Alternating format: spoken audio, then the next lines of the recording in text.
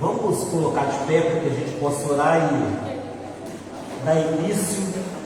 Hoje nós temos um louvor todo especial do capítulo que nós estamos estudando, né? O capítulo 5 de Justificados pela Fé. E a Cirlei com o Hernando vai estar nos conduzindo nesse louvor. Mas vamos orar antes. Deus, nós te louvamos, ó Pai, agradecemos o teu nome, pela tua graça, pela tua misericórdia, que nos fez chegar até aqui mais uma vez, na tua presença, na tua casa, junto com os nossos irmãos, ó Deus, para juntos estudarmos a tua palavra. É um grande privilégio para nós, ó Deus. O salmista diz que a tua palavra era mais desejável do que o ouro, é mais precioso do que pedras preciosas.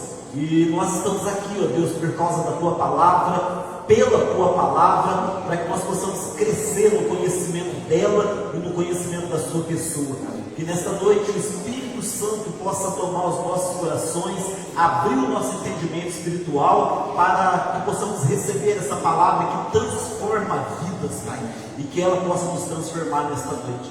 Abençoa aqueles que estão acompanhando em casa através da página do Facebook, que eles possam, Deus, também tirar esse tempo, esse momento para louvar o Senhor e receber a tua palavra. Nós oramos agora, Pai, e pedimos para que o Senhor se manifeste no nosso meio e para que o Senhor assuma o controle, a direção desse tempo que nós vamos estar passando aqui para essa audiência com o Senhor. Vem, Deus, e fica à vontade, cumpre com o teu querer em nós e através de nós nesta noite, em nome de Jesus. Amém. Vamos louvar o Senhor. Amém, glória a Deus. Quem aqui é justificado pela fé? Amém. Por meio de Cristo Jesus. Amém, que possamos cantar isso com fé, com amor a Ele. Aleluia. Aleluia. Glória a Deus. Esse louvor é antigo e ele tem uma coreografia. E eu gostaria que vocês tentassem, aprendessem. Então é assim, ó.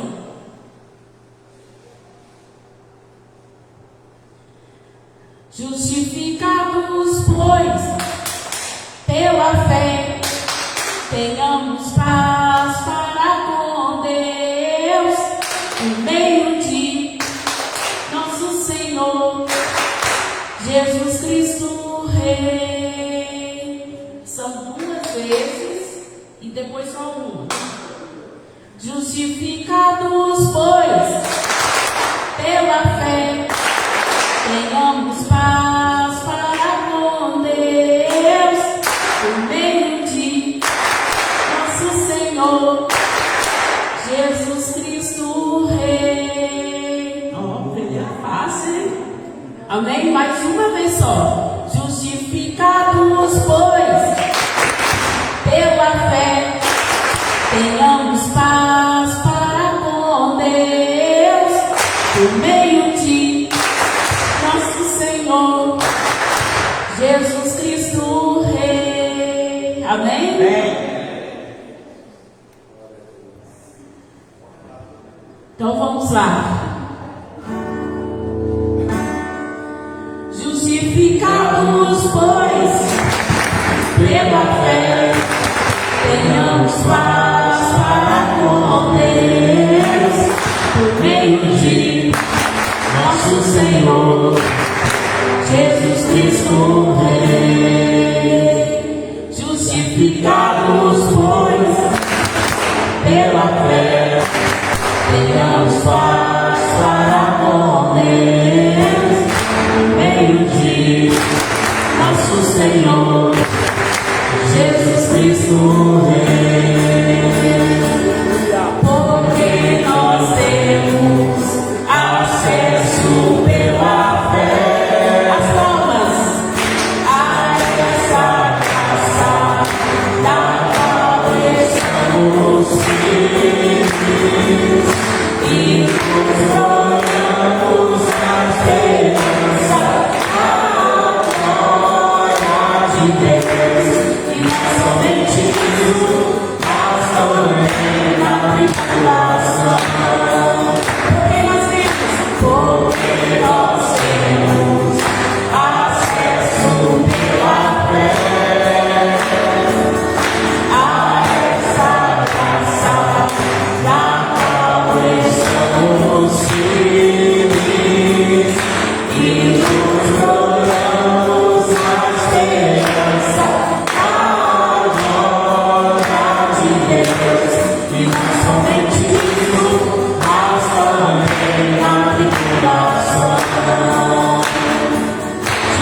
Justificados, pois, pela fé, tenhamos paz para com Deus, por meio de nosso Senhor Jesus Cristo Rei. Justificados, pois, pela fé, tenhamos paz para com Deus, por meio de nosso Senhor Jesus Cristo Rei.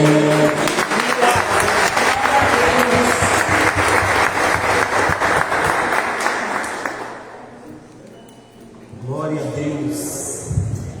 Maravilhoso, né? Mais um aplauso ao Senhor.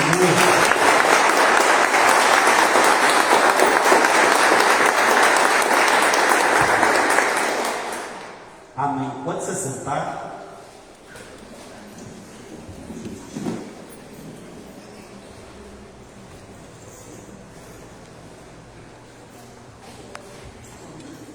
Quem tiver perdido, viu essa chave?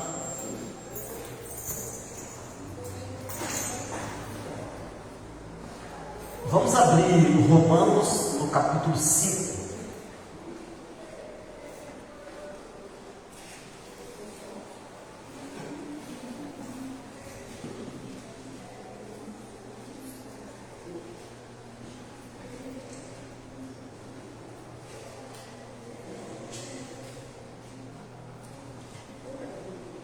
Mais uma vez, quero saudar os irmãos que estão acompanhando em casa, pelo Facebook. Alguns irmãos também justificaram, né, que não poderiam estar aqui. Como Maria Laura tem trabalho na escola, Leandro com a Amanda, estivemos juntos hoje lá na roça, estão sem carro essa semana. Os irmãos que estão acompanhando lá no Hot Dog. A Jaqueline também justificou que hoje está comemorando o aniversário do filho. Que Deus abençoe todos eles, amém? Mas quem está aqui? Amém. Amém. Então hoje nós vamos ler e estudar do capítulo, do versículo 3 até o versículo 11. Vamos até o 11, para que a gente possa ver mais alguns benefícios da justificação. Então, antes de ler, atenção aqui, por favor. Nós vimos na semana passada que Paulo, após abordar o tema, insistentemente, da justificação pela fé, ele passou agora a mostrar quais são as outras bênçãos decorrentes da justificação. Então nós já entendemos que a maior bênção que uma pessoa pode receber na sua vida é a justificação. A justificação é você passar do estado de culpado para o estado de inocente. Essa é a maior bênção que uma pessoa pode receber na sua vida. Seja qual for a bênção, qual for o benefício, qual seja o presente mais grandioso que alguém possa receber, a justificação é o maior deles, porque de nada adianta você desfrutar de todas as coisas dessa vida de bom, mas não ser justificado. A justificação é a maior bênção que nós podemos receber, amém? E eu e você, nós recebemos a justificação, se de fato nós cremos no sacrifício de Jesus na cruz do Calvário, e o porquê que Ele fez esse sacrifício. Mas fomos justificados. Isso é um grande privilégio, porque a maior parte do mundo é ignorante a respeito dessa questão, mas esse entendimento chegou até nós, graças a Deus, não porque nós somos bons, mas porque Deus se revelou a nós. Amém? E agora, então, na semana passada nós vimos 3 benefícios, né, que estão no versículo 1 e 2, porque Paulo agora vai falar de outros benefícios, de outras bênçãos, porque nós vamos entender que a justificação, ela na verdade é a raiz de todas as outras bênçãos que Deus ele tem para nós, né? Ele traz para nós. Então, nós vimos no versículo 1 e 2 esses 3 benefícios. Porquanto, havendo sido justificados pela fé, temos o quê? Paz com Deus. Então, o primeiro benefício que nós vimos na semana passada é a paz com Deus, que é o estado de inimizade, de guerra que havia entre eu e Deus, ele cessou, e a paz entre eu e Deus foi estabelecida na cruz do Calvário, quando eu recebi a Cristo na minha vida. Amém? Então, a paz por meio do nosso Senhor Jesus Cristo, e essa paz só pode vir por intermédio dele. Por intermédio de quem obtivemos pleno acesso pela fé a esta graça. O segundo benefício é o acesso a essa graça de Deus que nos conduz até Ele. Amém? Viver essa graça, ter livre acesso até Ele, é outro benefício. E também na confiança plena da glória de Deus. Nós podemos confiar, esse é outro benefício, essa confiança que nós podemos ter na nossa vida e viver repousado nessa confiança de que nós vamos participar da glória de Deus. Um dia, Jesus Cristo virá pela segunda vez para buscar um povo que Deus escolheu, e esse povo vai participar para todo sempre da glória de Deus, e este povo é aquele que foi justificado. Então vamos agora a partir do versículo 3, que diz assim: mas não somente isso, como também nos gloriamos nas tribulações, porque aprendemos que a tribulação produz perseverança, e a perseverança produz um caráter aprovado, e o caráter aprovado produz confiança. Outras traduções diz esperança. E a confiança não nos decepciona, porque Deus derramou seu amor em nossos corações por meio do Espírito Santo que Ele mesmo nos outorgou. Em verdade, no devido tempo, quando ainda éramos fracos, Cristo morreu por todos os ímpios. Sabemos que é muito difícil que alguém se disponha a morrer por um justo, embora por uma pessoa boa que se dedique ao bem, talvez alguém tenha coragem de dispor a sua vida ou de morrer. Porém, Deus prova o seu amor para conosco pelo fato de Cristo Jesus ter morrido por nós, sendo nós ainda pecadores. Agora, como justificados pelo seu sangue, muito mais ainda por intermédio dele seremos salvos da ira de Deus. Ora, se quando éramos inimigos de Deus, fomos reconciliados com ele mediante a morte de seu Filho, quanto mais agora no presente, havendo sido feitos amigos de Deus, seremos salvos por sua vida. E ainda mais, nos gloriamos também em Deus, por nosso Senhor Jesus Cristo, por intermédio de quem recebemos agora a completa reconciliação. Glória a Deus. Deus, fala aos nossos corações, Pai, que a Tua palavra ela possa alcançar o mais íntimo do nosso ser e que ela possa vir como um agente de transformação nas nossas vidas, porque é disso que nós precisamos, em nome de Jesus. Amém. Então, Paulo agora ele vai tratar de mais alguns benefícios. Nós conseguimos identificar mais 4 benefícios decorrentes da justificação, e que é muito importante a gente entender, porque se a gente entender esses pontos que nós estamos vendo desde a semana passada, eu tenho uma certeza absoluta de que a vida ela não é mais a mesma. O nosso entendimento de Deus, das coisas da vida, ele nunca mais vai ser o mesmo, mas é necessário que a gente permita que o Espírito Santo ministre essa palavra nos nossos corações, no íntimo do nosso ser, né? Como a palavra de Deus diz, que a palavra dele é como aquela espada de 2 gumes, né? Que penetra mesmo na alma, né? E ela é apta para discernir os pensamentos, as intenções.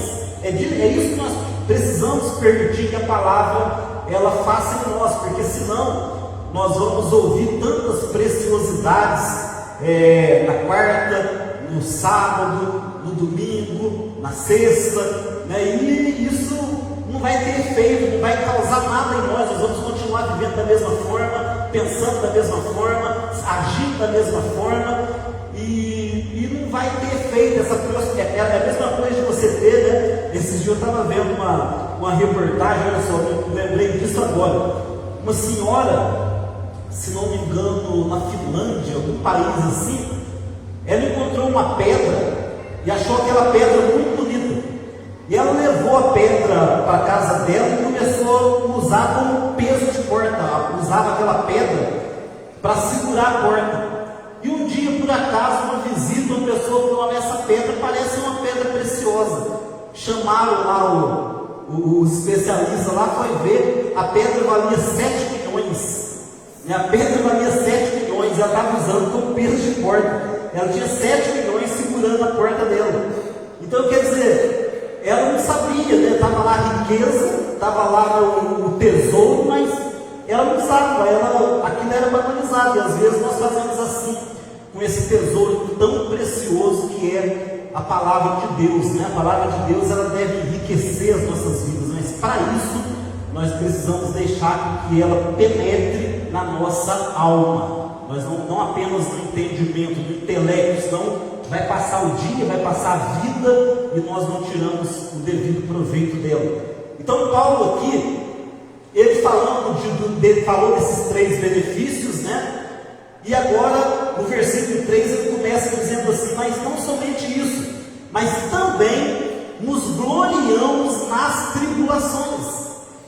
Então, olha que coisa diferente que Paulo ele está trazendo aqui. Nós temos paz, nós temos acesso a essa graça, mas também nós não só nos alegramos nessas coisas, mas nos alegramos também nas tribulações. E o que é tribulação? Tribulação é tudo aquilo que você não quer. Tribulação é quando as coisas não vão bem. Tribulação é quando você está sofrendo, quando alguma coisa foge do teu controle. Tribulação é quando você está passando uma situação que você não queria passar, você não queria estar nessa tribulação. Mas aqui Paulo está falando: nós, aquele que é justificado, ele se gloria também na tribulação. Porque todos passam por tribulação. O ímpio passa por tribulação e nós também passamos por tribulação. Mas a grande questão é que na vida daquele que é justificado, a tribulação, Deus usa como um benefício na vida daquele que está passando por tribulação. E Paulo está falando: então nós também nos alegramos nas próprias tribulações. É diferente quando um crente verdadeiro passa por uma tribulação do que um ímpio. Porque o ímpio, ele se desespera, ele se descabela, ele murmura contra Deus, ele, para fugir dos problemas, vai para as drogas, vai para a pornografia, procura uma forma de fugir daquilo, se revolta contra Deus. Mas para aquele que verdadeiramente é justificado, ele se gloria, ele se alegra na tribulação, porque ele entende que Deus tem um propósito naquilo.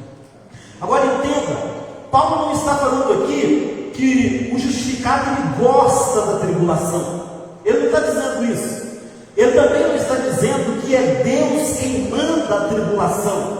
A tribulação tem várias causas, e eu já disse aqui por diversas vezes que a maior causa da tribulação na nossa vida somos nós mesmos. Somos nós que plantamos e colhemos. Mas seja qual for o motivo da tribulação, seja qual for a causa da tribulação, Deus usa a tribulação em benefício daquele que é justificado. Olha que coisa tremenda. A própria tribulação deve ser um motivo de alegria na vida daquele que é justificado. Paulo não está dizendo que é para a gente ser como aquela pessoa assim, oh, glória a Deus, estou passando por uma tribulação. Olha, que legal, estou passando por uma tribulação. Olha, estou muito doente, olha que bom. Não é isso que Paulo está dizendo.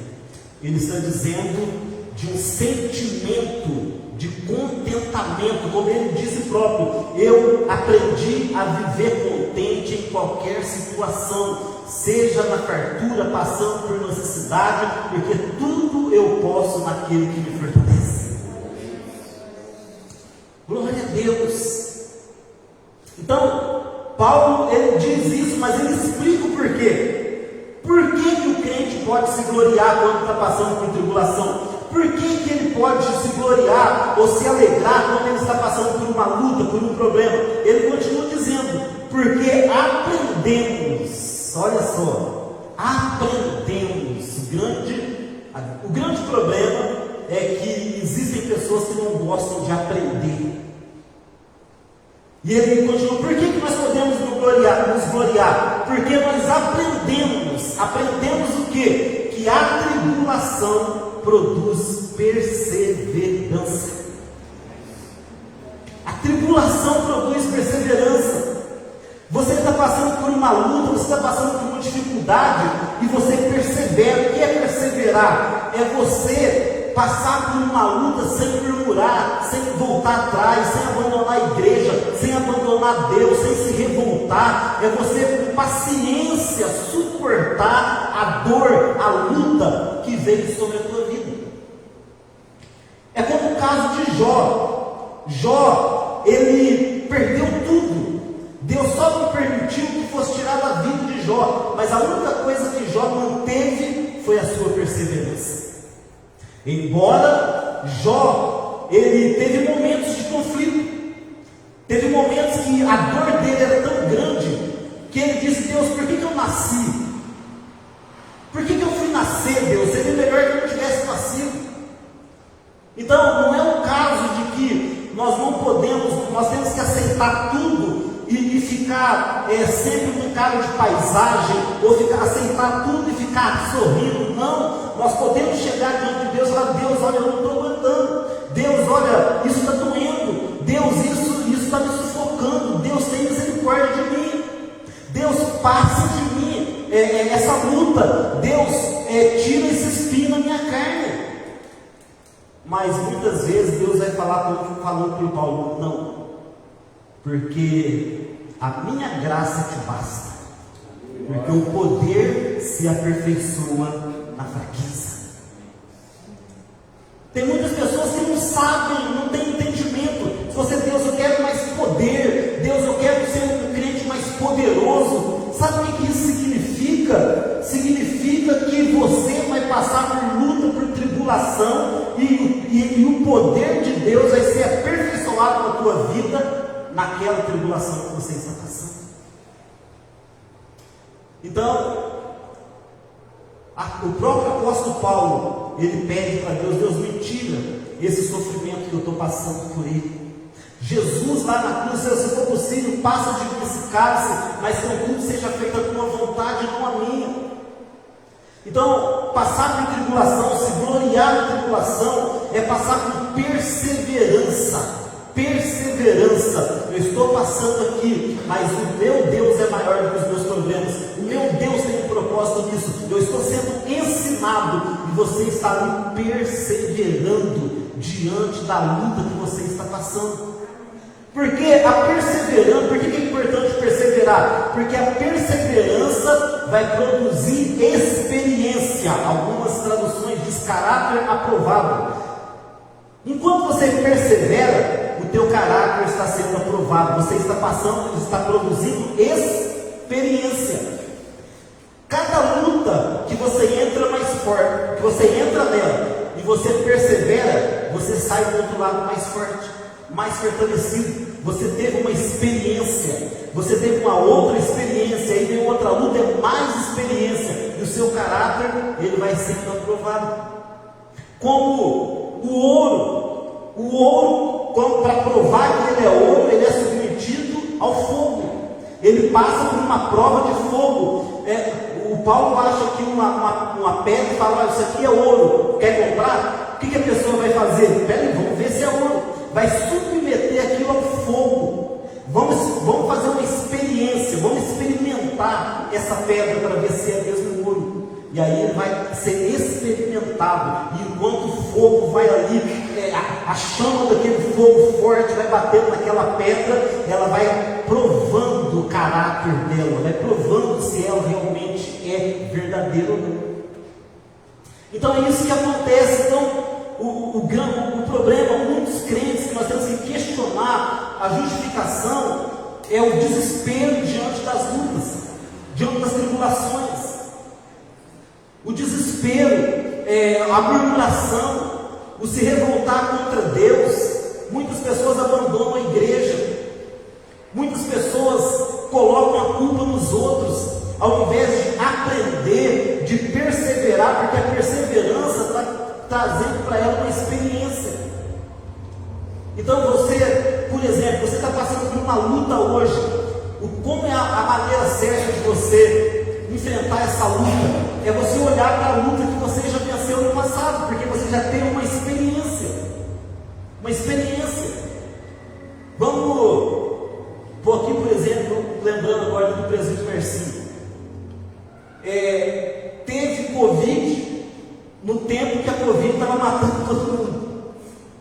Aí passou um tempo, teve um infarto, né? Teve um infarto. Agora, há pouco tempo, foi fazer cirurgia na vista. Eu não sei, eu conversei com o Marcinho sobre isso, mas tenho certeza que ele deve ter pensado: o que é uma cirurgia na vista para quem teve Covid e infarto?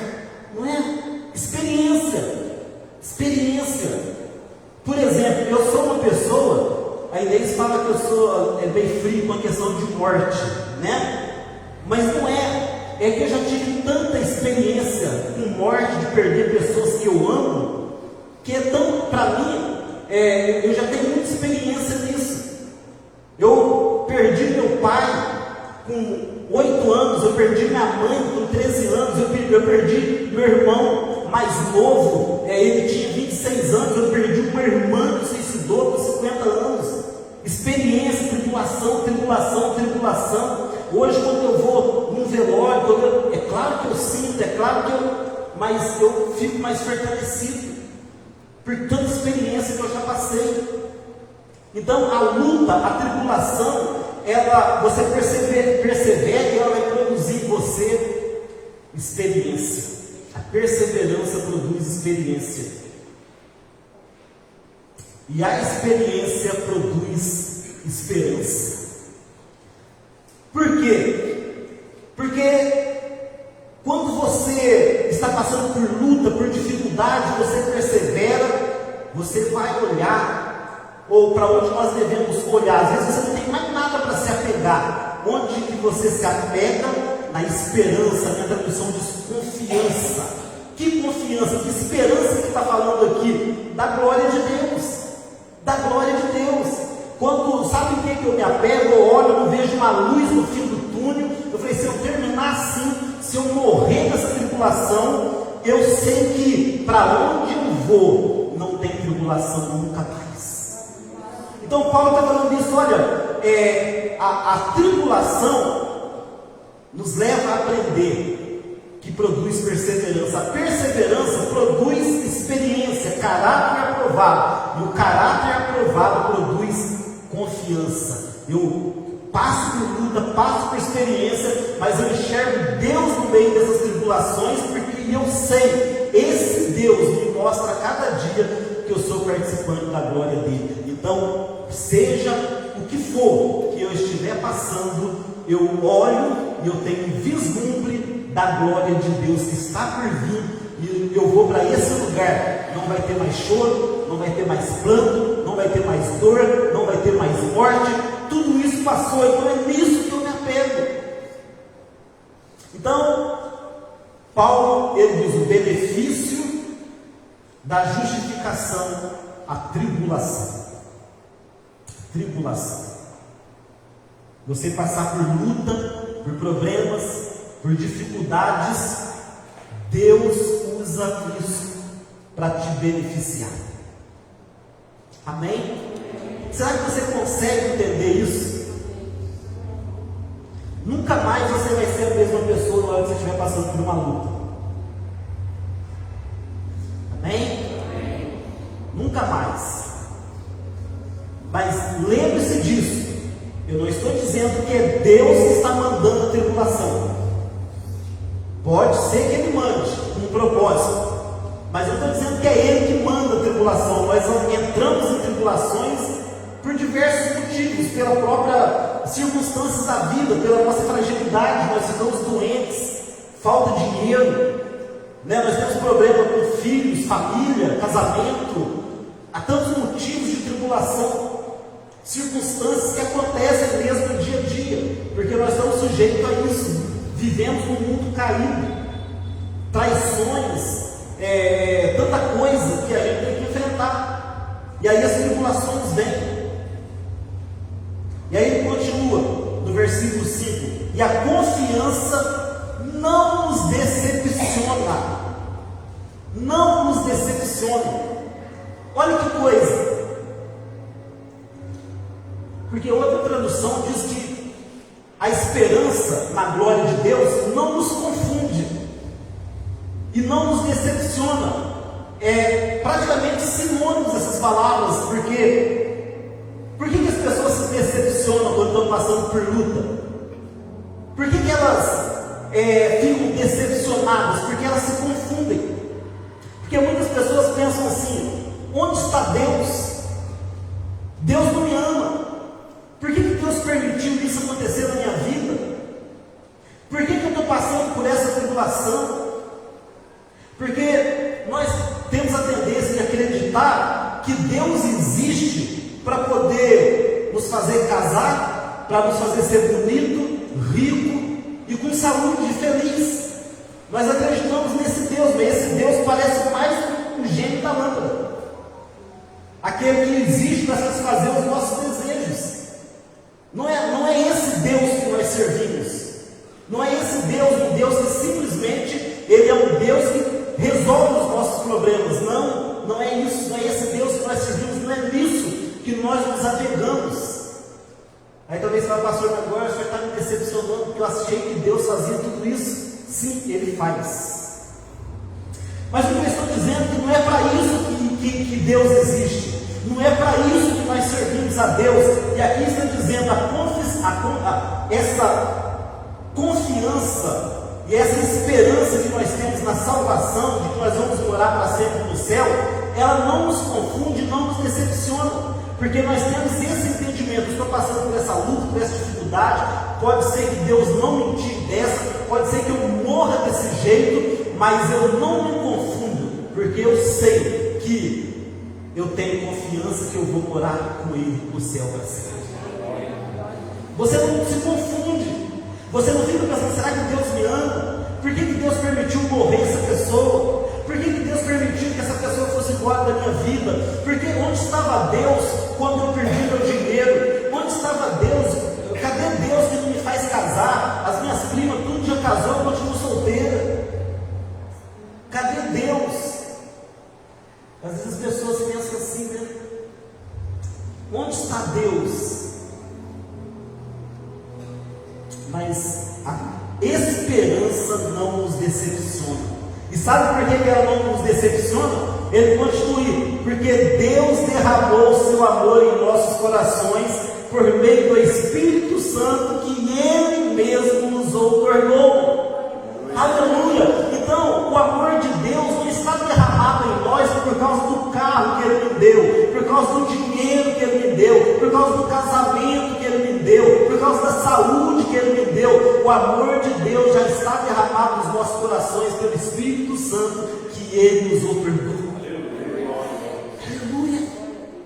Deus não precisa provar que Ele me ama. Nós vamos ver isso daqui a pouco. Ele já provou, e esse até eu fiz questão de colocar o tema com a prova do amor de Deus, porque eu ia pôr parte 2, dos benefícios. Eu falei: não, é muito importante isso aqui, tem que frisar. Deus prova o seu amor.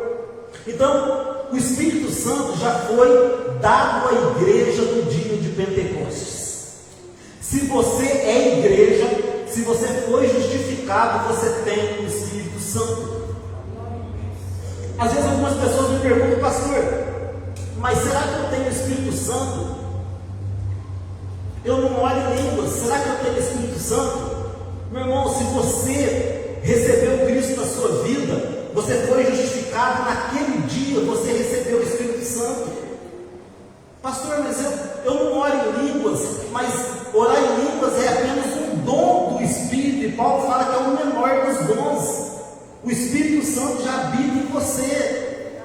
Não é porque você ora em línguas ou deixa de orar em línguas. No dia de Pentecostes, o Espírito Santo foi liberado à igreja, porque no Velho Testamento, o Espírito Santo ele aparecia em algumas ocasiões especiais, usava as pessoas em algumas ocasiões só, mas no dia de Pentecostes, o Espírito Santo foi dado a toda a igreja, e todo aquele que crê em Cristo, todo aquele que entrega a vida a Jesus, todo aquele que é justificado, ele recebe o Espírito Santo na vida dele.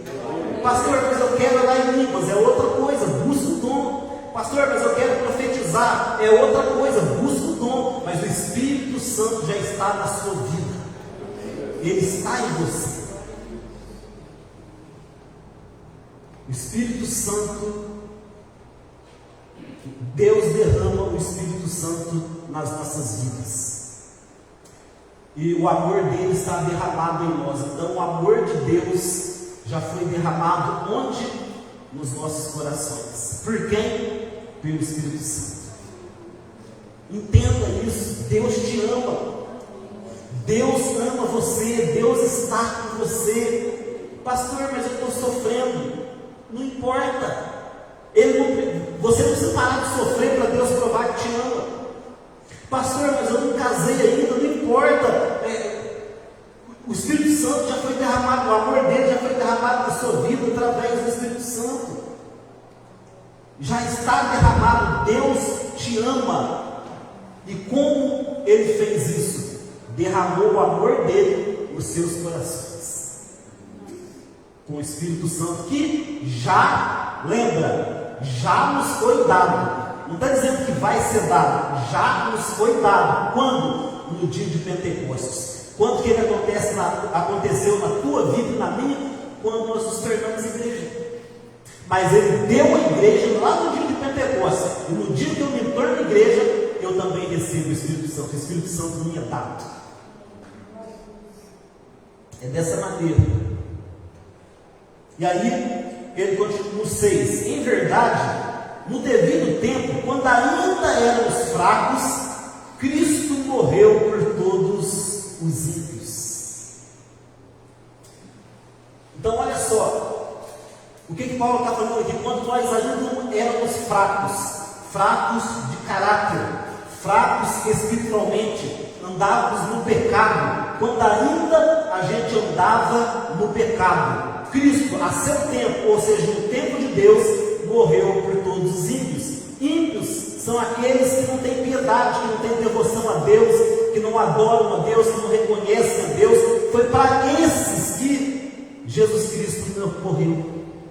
Quando, entenda que Paulo está explicando aqui para você entender, não é porque você está passando por tribulação que Deus não te ama. Vocês estão acompanhando o raciocínio de Paulo aqui? Não é porque olha, pensa bem, se quando você era fraco, pecador, ímpio, mesmo assim, Deus entregou a Jesus Cristo para morrer por você, e você agora está achando que é porque você está passando por luta, que eu não te amo? Você está passando que é porque a tua vida não está indo do jeito que você queria, que eu não te amo? Mas olha só, você era pecador, você era ímpio, você não me reconhecia, e ainda assim meu filho morreu por você. Como? Que questão você tem contra mim agora? O que você pode argumentar em relação ao meu amor por você?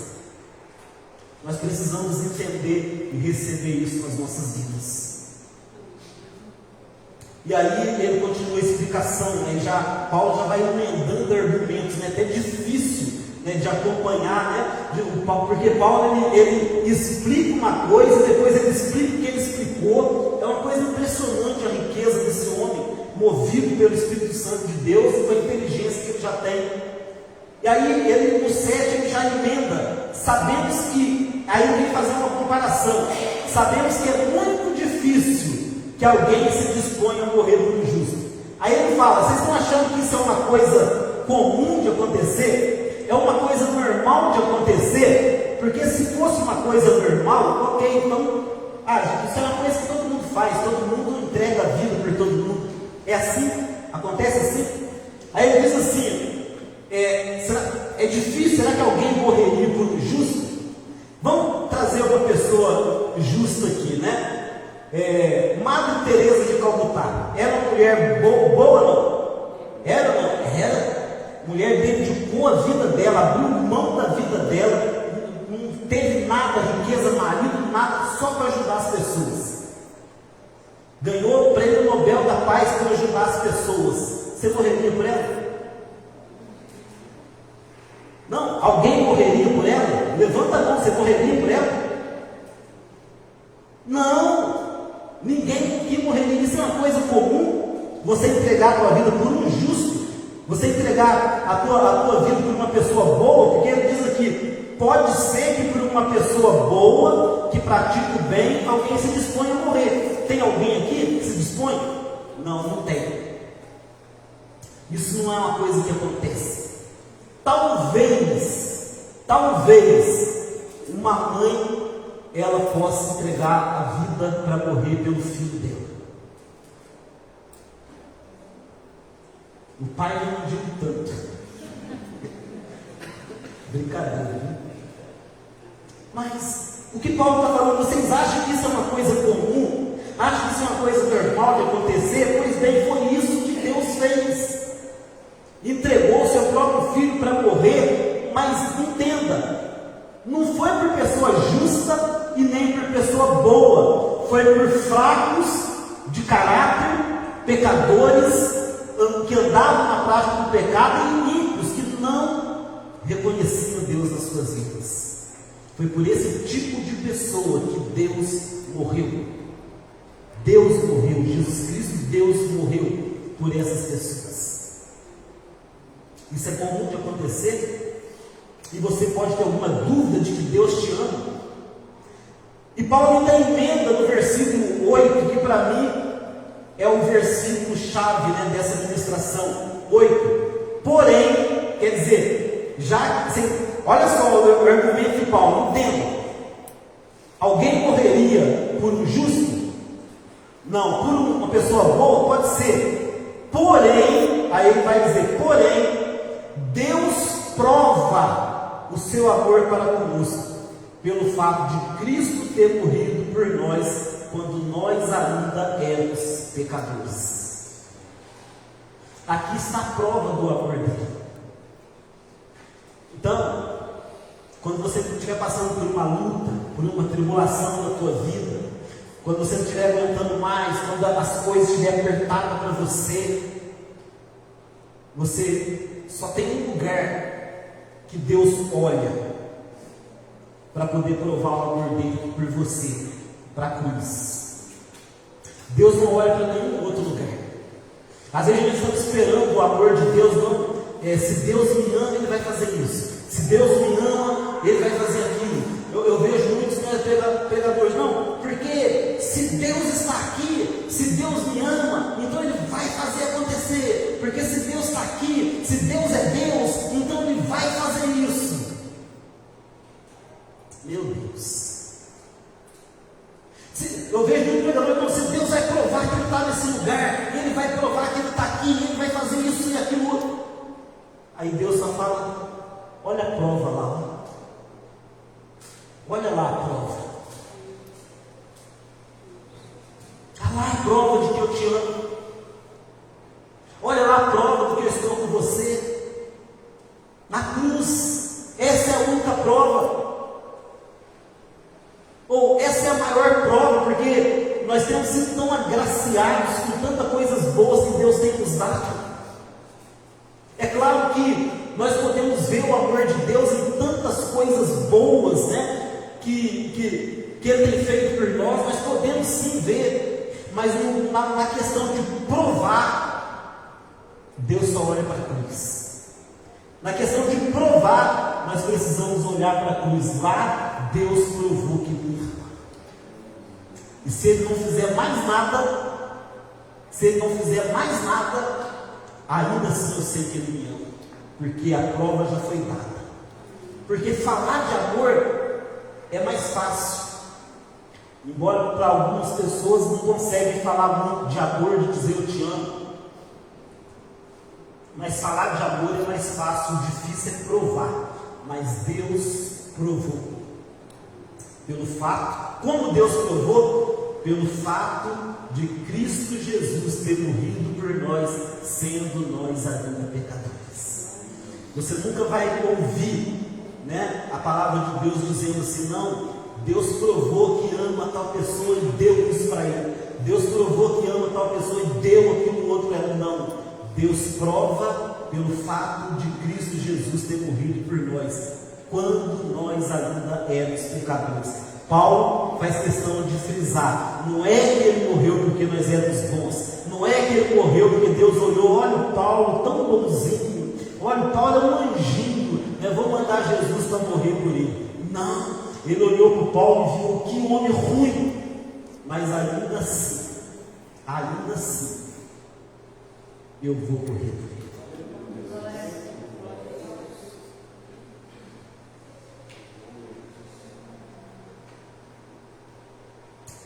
Glória a Deus. Isso chega a ser muito emocionante.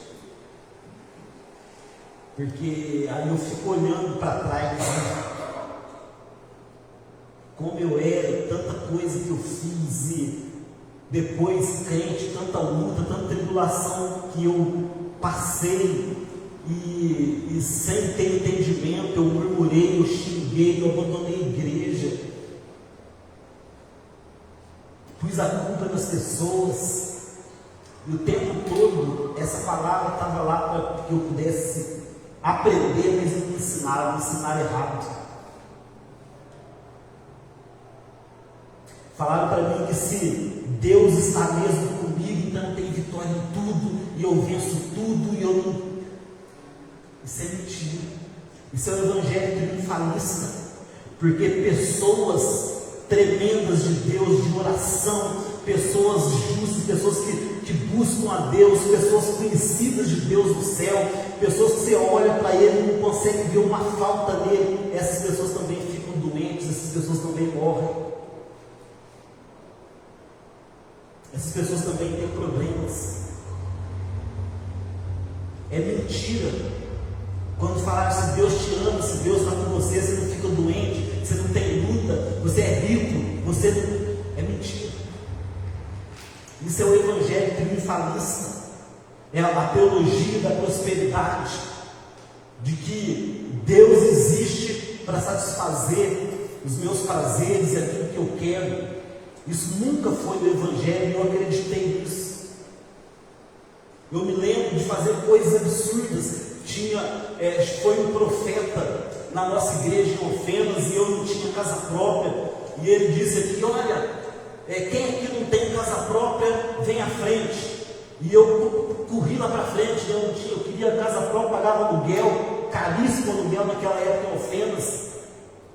Aí ele disse assim, olha, Deus tem uma promessa para vocês, e aqui, onde você pisar a planta do seu pé vai ser teu, e vocês vão fazer o seguinte, vocês vão escolher a casa que vocês querem, vocês vão entrar lá, e vocês vão falar, todo lugar que pisar a planta do vosso pé será vosso. E eu fiz isso.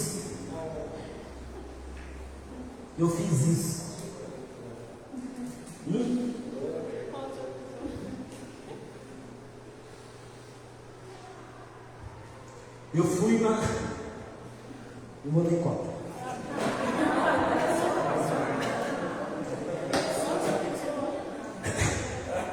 Vale a pena perder tempo com esse tipo de coisa. Mas eu pisei e declarei, essa casa vai ser minha. Nunca foi.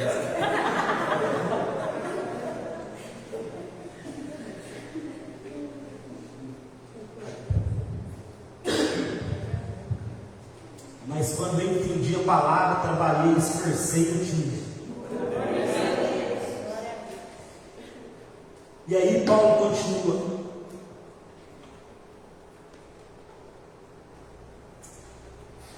Cabe uma explicação, irmãos, não me entenda mal, por favor, viu?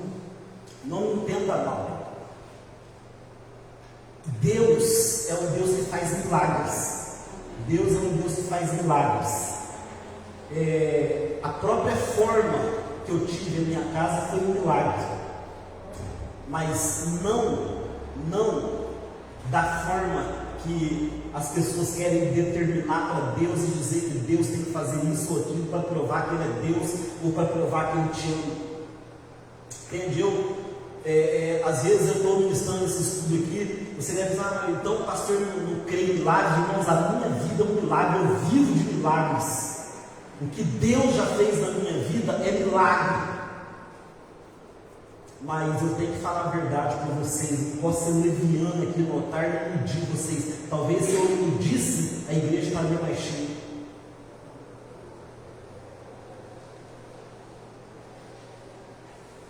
No 9.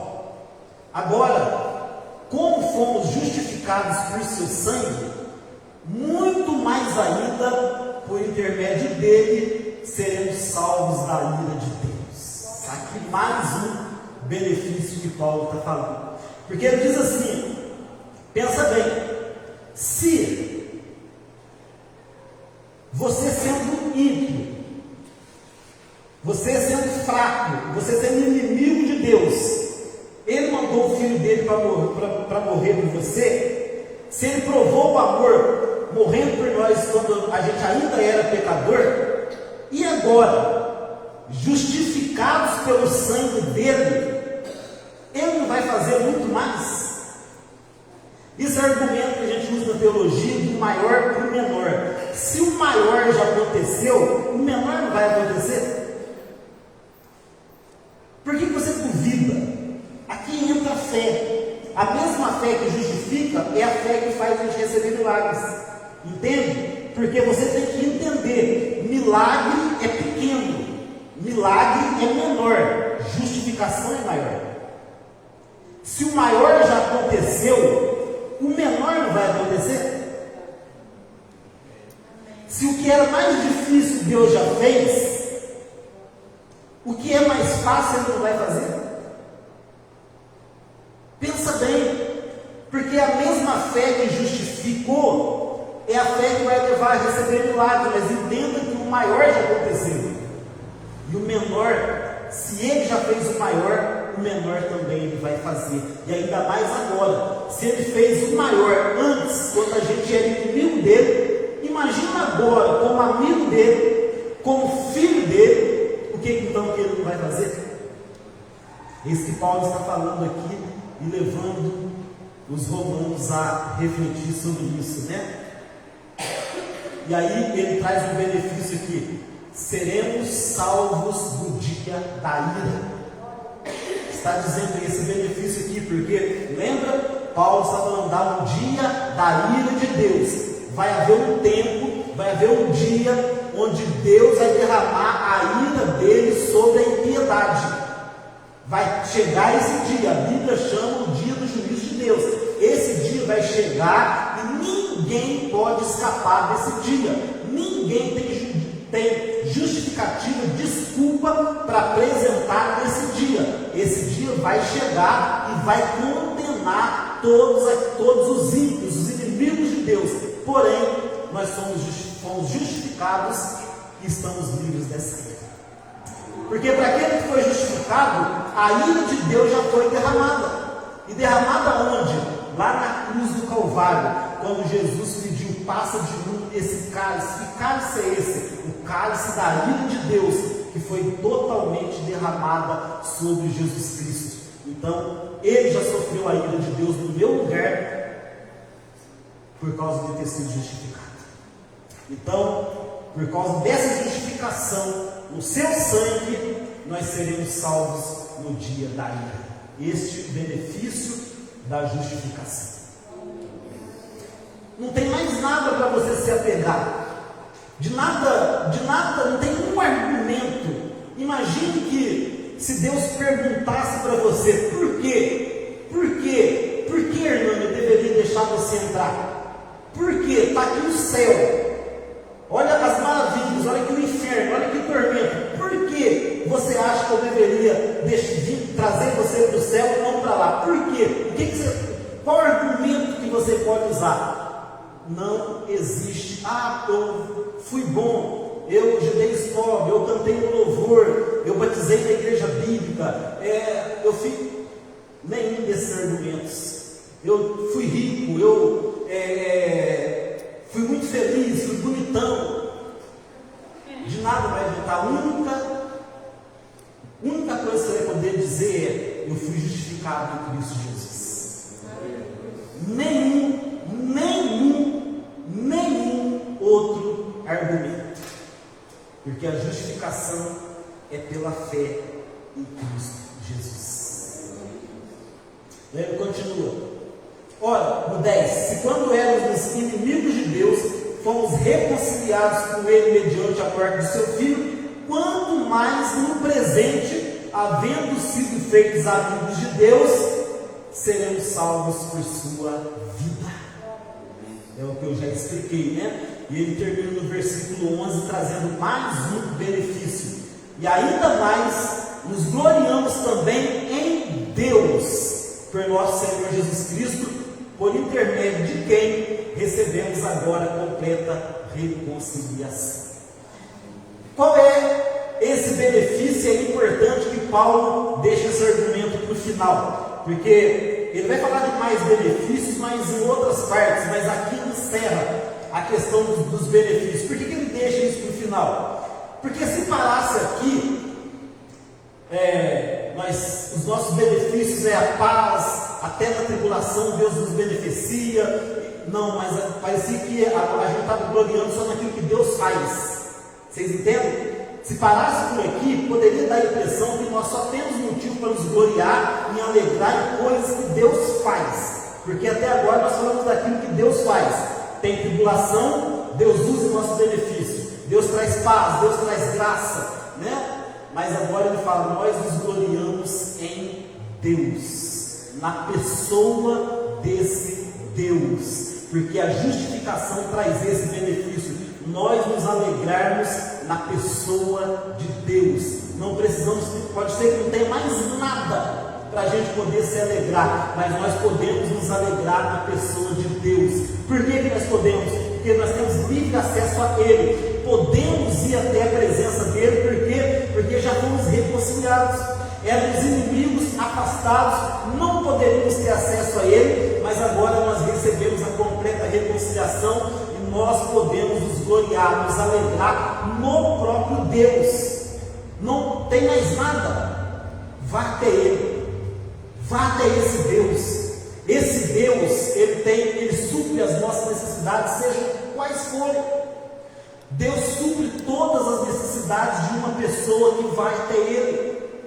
Pode ser o que for, pode ser a carência que for, elas podem ser supridas em Deus. Você pode ir até a pessoa dele, porque Ele está disponível para nós.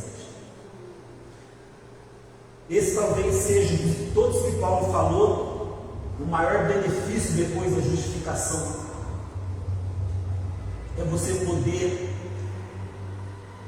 ir ter com Deus da mesma forma que você pode ir ter com Paulo, ir ter com a Leila, com a Vange. Talvez, igual eu já falei aqui, pode ser mais difícil você conseguir estar com Paulo, com a Leila, com a Vange, do que com Deus. Porque para você estar com ela, você vai ter que marcar um horário, vai ter que ser um horário que ela não está trabalhando, vai ser um horário que ela não está cozinhando, que ela não está na igreja, vai ter que achar um horário. Mas Deus está disponível para você ir até Ele a qualquer hora, em qualquer lugar que você estiver. Em qualquer lugar que você estiver. Eu já contei, né? Vou encerrar. Eu já contei para vocês a história que eu, uma vez lá em Ofensa, queria abrir um grupo Vida na Caixa da Instituição. Queria abrir um grupo Vida na Caixa da Instituição, e não deixaram. Naquela tempo tinha um orelhão, né? Tinha um orelhão. E eu morava ali no Santo Edifício, perto de um local onde tinha várias casas de prostituição. E por muitas vezes, quando eu usava o orelhão, tinha alguma das algumas mulheres, né, dessas casas usando orelhão, e chorando, e conversando às vezes com a mãe, e sabe, aquilo foi. E um dia eu cheguei a conversar com uma senhora, ela estava numa cadeira de roda, era dona, e falei com ela, olha, falei de Jesus para ela e tal. Ela falou que, ó, podemos abrir um grupo vida aqui? Ela falou, olha, fora do horário de serviço pode. E aí eu fui conversar com a pastora ficou meio assim, mas era o pai dela, aquele do senhor que eu falei, o seu Jonas. Meu filho, não faz isso não. Agora que o povo está vendo, né, que você mudou de vida, agora o povo você está tendo uma certa reputação, não faz isso não, filho. Você vai acabar com o teu nome. Eu falei, então tá bom, não vou abrir não. Acabei com o meu nome, eu sou respeitado lá em Alfenas, mas elas não viram o Evangelho. Pode ir lá chegar na frente e falar, pastor Jubi, homem de Deus, tá? Tem um bom nome, mas que as mulheres lá, se eu era a única esperança delas ouvirem o Evangelho, é duro isso, né?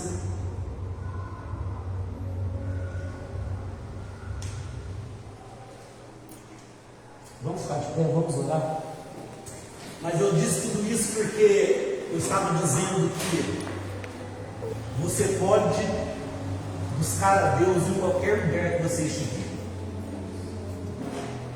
Em qualquer lugar. Quando eu me desviei,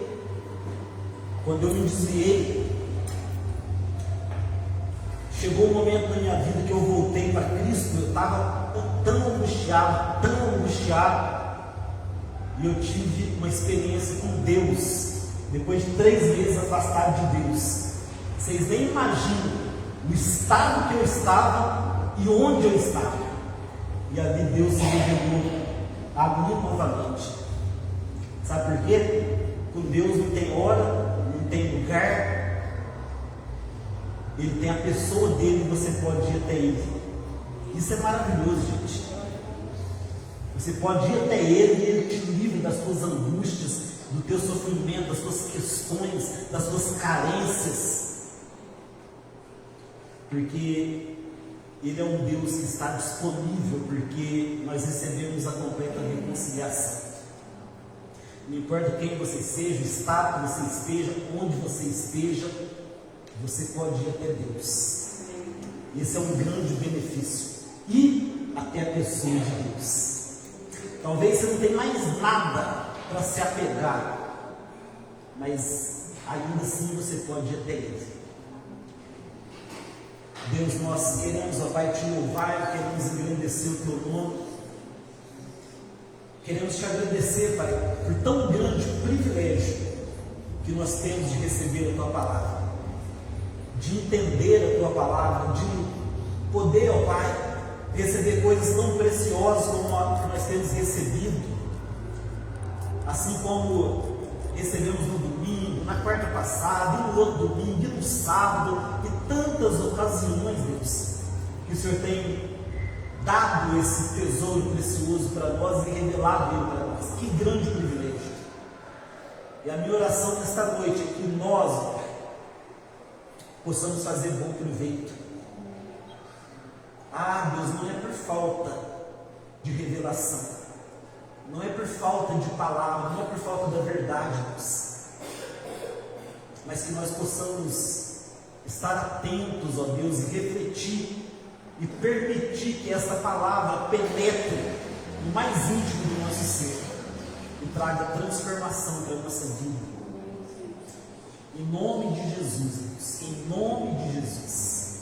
Sabemos que cada um de nós aqui temos as nossas atividades, somos trabalhadores, somos pais, esposas, filhos, estudantes, tem tantas demandas, tantos sonhos, tanta coisa para conquistar, tanta coisa para resolver, mas que não possamos esquecer, Pai, do maior tesouro das nossas vidas, a revelação da Tua palavra, da Tua verdade, a verdade que justifica e que salva o pecador, que leva ao fim que o Senhor deseja para nós, que é a salvação das nossas almas e morar com o Senhor para sempre nos céus.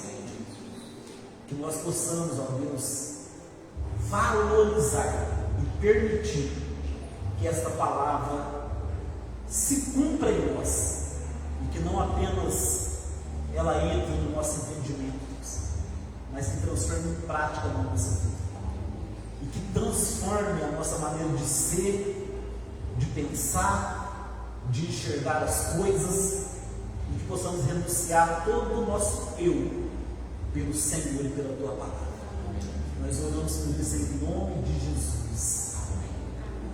Amém. Amém. Cumprimento seu irmão com a paz, Senhor, que Deus te abençoe.